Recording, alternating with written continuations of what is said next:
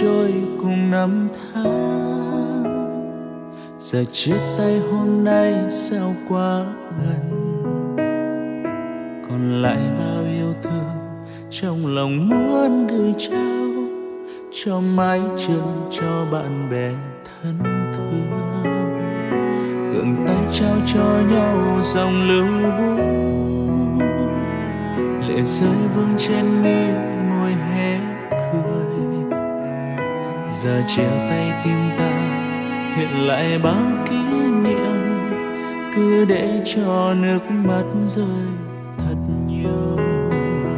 Vì mai kia ta sẽ không gặp nhau, vì mai kia mỗi phương trời mỗi đứa.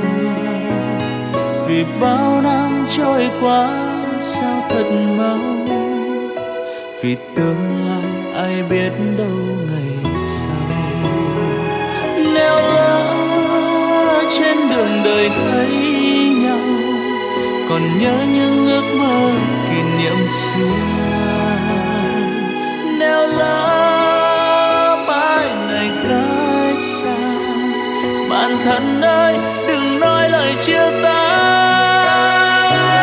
Hãy xóa hết lỗi lầm lúc xưa, chỉ nhớ những lúc vui đùa bên nhau. Nhắm mắt dưới ngần ánh sao, cầm tay nhau để không còn cô đơn. Vì tương lai ai biết đâu ngày sau.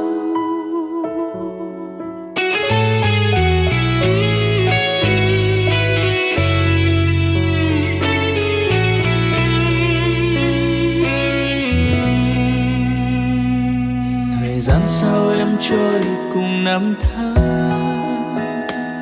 giờ chia tay hôm nay sao quá gần, còn lại bao yêu thương trong lòng muốn gửi trao cho mái trường, cho bạn bè thân thương.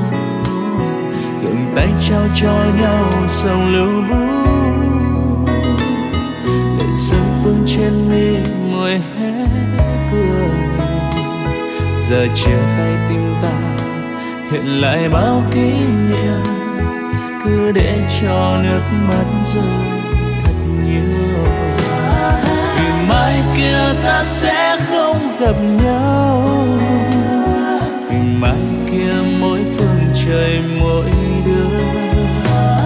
Vì bao năm trôi qua sao thật mau, vì tương lai ai biết đâu ngày sau. Nếu lỡ trên đường đời thấy nhau, còn nhớ những ước mơ kỷ niệm xưa. Nếu lỡ mai này cách xa, bạn thân ơi đừng nói lời chia tay. Hãy xóa hết lỗi lầm lúc xưa, chỉ nhớ những lúc vui đùa bên nhau. Nhắm mắt dưới ngàn ánh sao, cầm tay nhau để không còn cô đơn.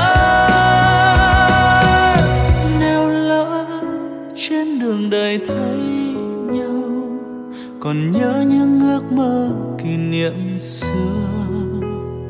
Nếu lỡ mai này cách xa, bạn thân ơi đừng nói lời chia tay.